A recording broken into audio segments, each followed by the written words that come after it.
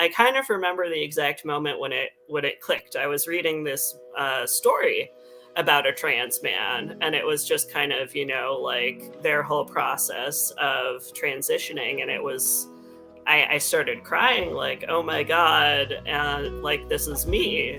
This is UNSILENT, a speak series from NoStigmas that champions mental health advocacy and challenges the stigmas that prevent people from getting the help they need. I'm Eli Lawson, a producer for the show. This week, NoStigmas Lance Alone will be having a conversation with Taylor, a longtime NoStigmas volunteer, nursing student, and fervent queer ally.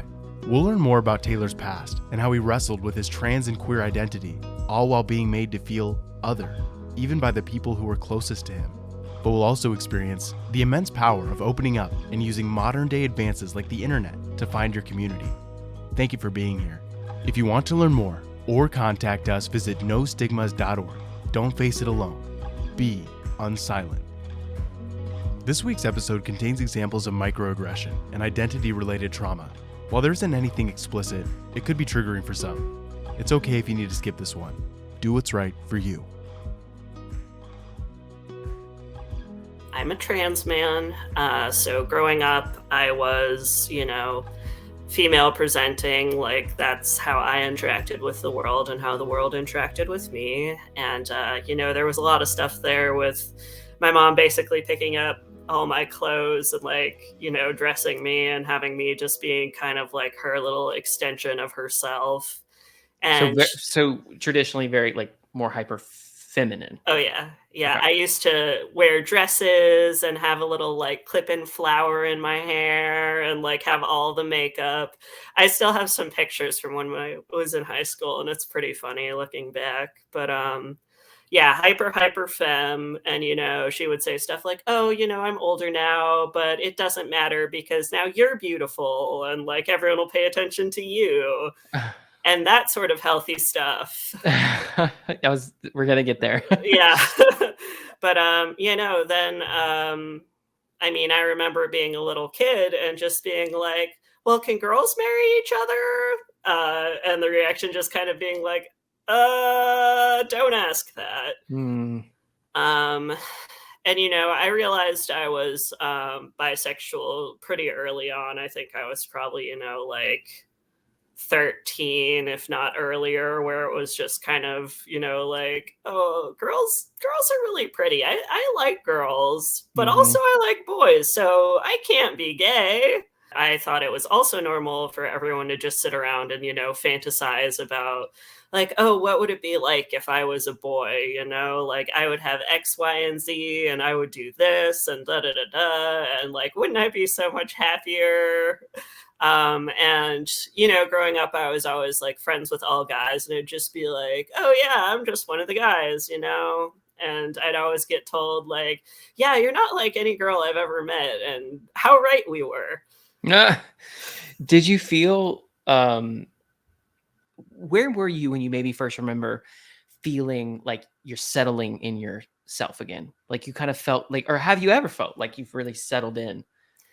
Yeah, so I didn't really have words for that, definitely growing up. I think, again, going back, I used writing a lot to kind of escape and be someone else, or feel more like I was. And even I think I had a lot of internalized homophobia and transphobia, just kind of growing up in an environment where oh, that's a bad thing. But then I got to college, and actually I kind of remember the exact moment when it clicked. I was reading this story about a trans man, and it was just kind of, their whole process of transitioning, and it was I started crying oh my God, and this is me. And at the time I was oh, there's no way I could ever do it. I could never pass. I could never do X, Y, and Z. But I started getting the clothes. I identified as genderqueer for a while, and I know that there are plenty of people who are just genderqueer, and total respect for them. But I think I was more comfortable with that at first than fully embracing transness. And the more time I was able to spend away from my home life and kind of out in the world and having new experiences and, like And like getting to dating. choose who's Yeah. around you. Yeah. Yeah, making my found family, and then, Hmm. it just kind of progressed, and I actually do feel, like, very secure in who I am and, like, the people I have around me. I have, my best friend of, like, 8 going on 9 years, my partner I've been dating for 2 years, like, we have holidays together and all that sort of stuff, and, I have a job now where, like, I didn't even need to come out, I just work there as Taylor, you Hmm. know? I want to talk to you about young people feeling like they have to stay in environments, sit down and say in conversations, and for lack of a better term, take it from people in their lives because of a bunch of reasons. I mean, for myself, it was I have to keep this person in my life because I'm biologically related. Mhm. I have to sit through awkward conversations and be made to feel other at every family function because I'm biologically related to them. You know what I mean? So, what is your perspective on youth who obviously cannot just up and relocate? They're still a part of a family system and they're still a minor, arguably, but they're exposed to a lot and they see a lot. And there are probably a lot of feelings and a lot of thoughts stirring up. And, what do you do? What do you do when you can't just leave your parents, because you don't necessarily want to. Some, for a lot of people, like for me, I mean, that breaks my heart to have to break away in any way. And there were times where we did, but what's your take on that?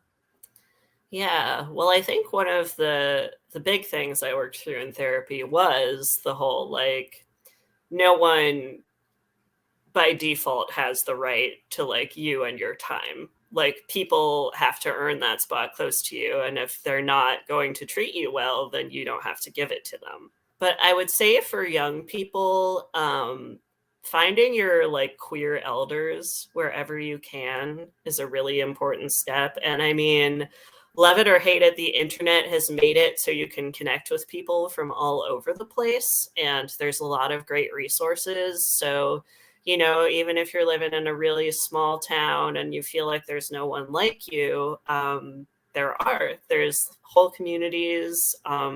You obviously have to exercise some discretion about, like, where you're meeting people online, but, Mm, finding people who you can talk to, even like in the No Stigmas group. mhm, Um, you can find places like that where you'll be supported and where people can listen to you. So even if you're still having to sit through those kind of like traumatic right. situations where people are invalidating you or insulting you or making you feel like you're not right, then you can kind of take that and you can go and, like, vent it out to someone who understands and can kind of reassure you, like, no, like, what you're feeling is real, and, it's okay to feel it.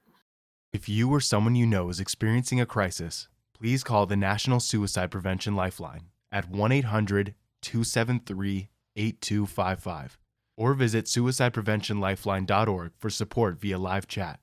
If you or someone you know is in immediate danger, please call 911. Other resources are linked in the show notes. Hearing you say that, look for your elders, I didn't do that. And I think it was very damaging to my process. I didn't look to anyone else. I let myself, I guess because I was already used to dealing with it, you know, suffering in silence. I was like, well, I'm going to go through this like all by myself. I never ever thought to reach out to other people who are, Mhm. I mean, I know that sounds kind of wild to say now on the other side of a decade, but I never thought about it. No one ever said that to me. You Yeah. know? No, I think it's really important, and, I think a thing that's been lost also a lot, is kind of like those important intergenerational experiences, and partly because so many queer people died of the AIDS crisis. It's asking, like, where are your queer elders? Like, well, Mm-hmm. they died to an epidemic. Right. But this new generation of up and coming queers, like, we're here for them. And, Yeah. there's more and more people, even in old age, coming out. And I think it's really important to listen to their experiences and also kind of, meet them where they're at. That's one thing with intergenerational Mm, relationships. Like, you got to meet people where they're at, but it's still really important to hear from them. And I mean, your queer elder doesn't necessarily have to be like a 70-year-old person. They can be someone who's 5 years older than you and has right. already gone through the process of coming out and, Right. is living their life. Um, but yeah, I do think it's important. What challenges have you faced as an adult now, versus being a child in a situation that maybe you didn't have full control over? Like, what are some of the challenges that have hit you on this side of things? Yeah, well, I mean, it is still hard as an adult. There is a lot of discrimination. I mean, I'm going into nursing in part because that can be a field that's more friendly to queer men. And also, it's a very necessary field, which means getting a job won't Mm, be as difficult because I worked in an office before and I didn't really love the environment that I was in. Like, I wasn't really out, but mhm, getting a job anywhere else was kind of difficult. mm, I'd be told stuff like, oh, you're too friendly or you laugh too much, and that's why you can't be our secretary. And it would be like, uh huh. mm. I would get all these interviews with my resume and then they'd meet me in person and I would not get the call back. That's interesting. I mean, you kind of alluded like in the employment, like, have you had any micro moments that you've had to overcome in like everyday life? I mean, I'm thinking taking the subway or being in a restaurant or, any other social situation where you felt that your identity was being challenged or somehow made to feel other. I mean, does that happen? I mean, I'm hoping it doesn't, but It happens all the time. But so what is that esp- like? What is that like for you? And what do you think that we can do to advocate for those who kind of walk through those moments?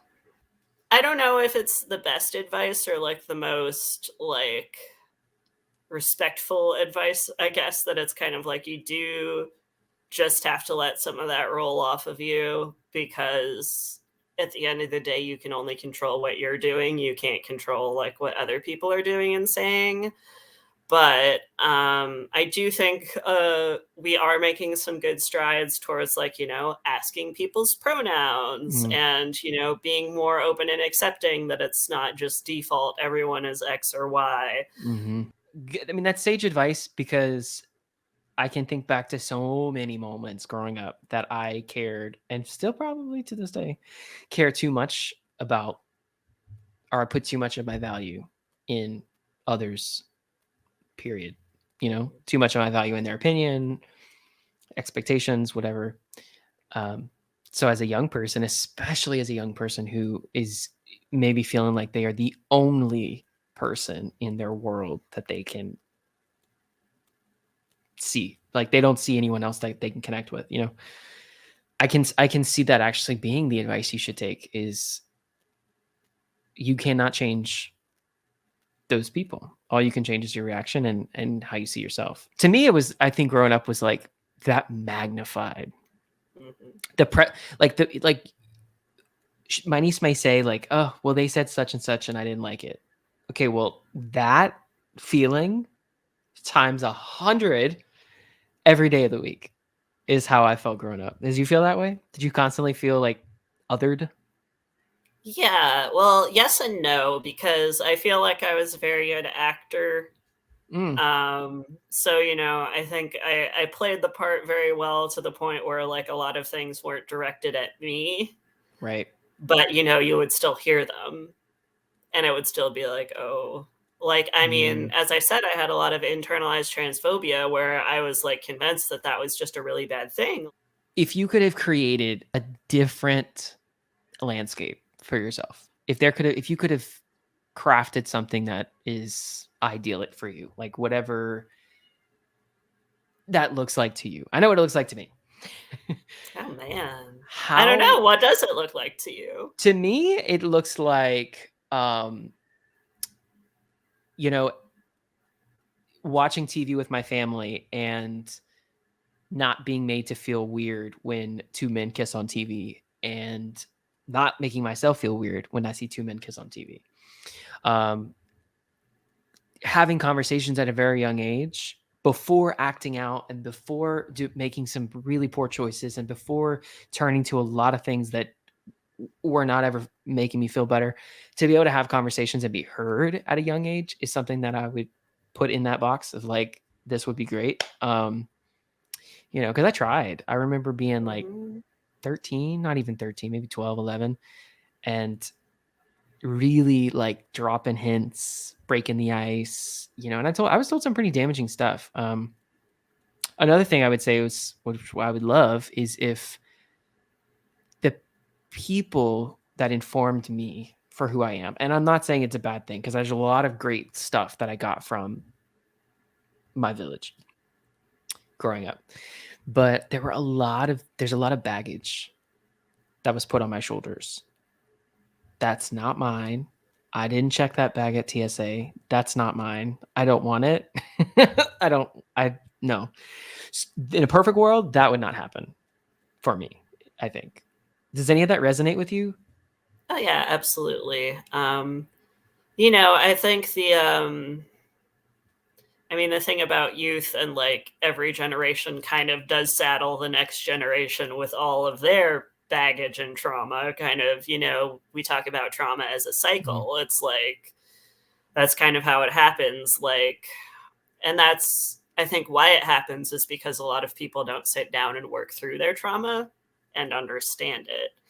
And that has been a very important thing for me because, like if I ever had kids, I would not want to saddle them with all this stuff. But yeah, I guess the ideal world for me would be kind of similar, where it's a very open and accepting space. At least accepting of things that aren't hurting everyone else. Because when you go to Right. carte blanche acceptance, that can sometimes be Right. bad. But No, I mean, just the idea of, I'm not hurting anyone. mhm, I'm just me. I'm not. What does my little existence have to do with anyone else? And what harm am I causing by existing? yeah. And I think that message is what really breaks my heart. And I talk about youth because you can't talk about a queer identity and not talk about being a kid. Every person I've ever known has always started off put in a box and had to fight their way out. Everyone, honestly, and some are super lucky to have like acceptance right away, but they're still starting off in that box, Mhm. right? Like they're not just brought up in a way that's like, I don't know, maybe let them tell you who they are. I feel like kids are so open and accepting, and it's something you see, like, if you work with kids a lot, where you just like, I don't know, if they ask you, like, oh, do you have a girlfriend? Be like, oh, no, I have a boyfriend. They'll just be like, oh, okay. And then proceed to ask you questions about that instead. I think fostering that in kids, almost just being like, some people are this way and some people are that way, and it's all okay. Like, that's all you Right. really need to tell a kid. Exactly. Like, a kid isn't born homophobic or racist or any of these other things. It's learned behavior. So if you don't teach it to them, then they Well don't have said. it. Well said. I have not walked in the shoes of a trans identity. I don't know that path. But what would you say to someone who's maybe listening or who knows someone who may be struggling or hurting with, any of the points in that process? I mean, what would you say to those people if they were listening?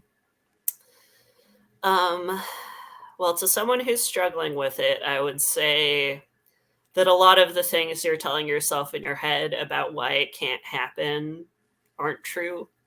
Like, you can get there. I remember distinctly, right after coming out, like standing in line at the airport, like bawling my eyes out because I was sure I was never going to be able to afford hormones and I'd never be able to get surgery. And I was just going to be sad all the rest of my life. And then 6 months later, I was on hormones. And like maybe a year and a half later, I got top surgery. And,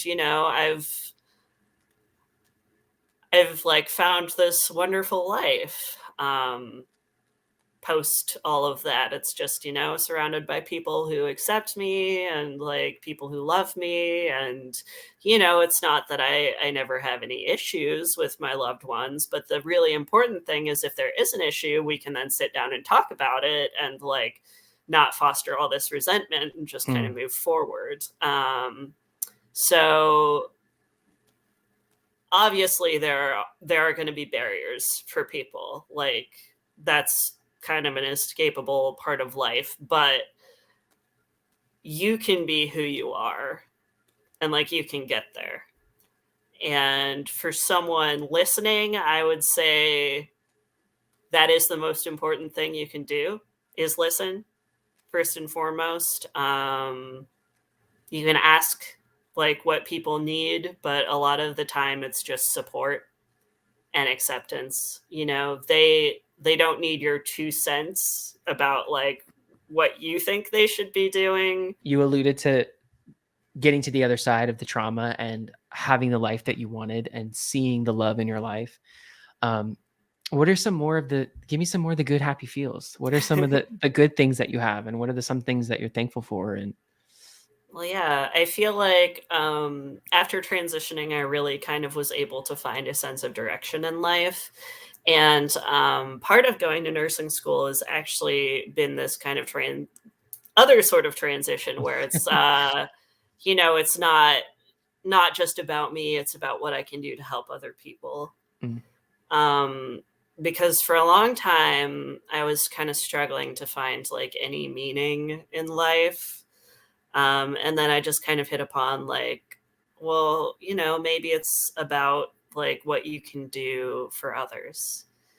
So that's a big part. And then, I mean, just on the mundane level, like I've got 2 adorable kittens and, got my friends and my found family. We play Dungeons and Dragons together every other weekend. And yeah, it's just, I've found the most happiness is with people, even despite all the other stuff that goes with people. I feel like I find the most happiness in those kind of like deep interpersonal connections that you're able to develop once you figure out who you are. Is there anything else that you want to leave us with? I mean, we kind of talked about your story and we went into a couple of great examples. Is there anything else that we missed? Yeah, I mean, I think I would just reiterate that, like, no matter how alone you feel, you're not alone, and reaching out to people is really one of the best things that you can do for yourself, whether it's that you feel isolated because you're queer or because you are depressed and it doesn't seem like anyone else around you is depressed, or if you're having, like, these crazy out of control mood swings, or if you're hearing things that other people don't hear, like, you don't have to go through it alone. There's people who want to help you. So just reach out. This is UNSILENT. Thank you for listening. Today's episode was hosted by Lance Bordelone and produced by me, Eli Lawson, Lance, John Panicucci, and the rest of the incredible NoStigmas marketing team. Special thanks to Taylor for sharing his story this week and delivering such a powerful message. To go beyond the show, connect with us on social media or visit nostigmas.org to learn more about mental health topics. Please leave us a 5-star review and share with others wherever you listen to podcasts. We'd really appreciate it. New episodes of UNSILENT come out every Wednesday at 2 p.m. Eastern Time. Finally, remember that whatever you're going through, you don't have to do it alone. Be UNSILENT. We'll see you next week.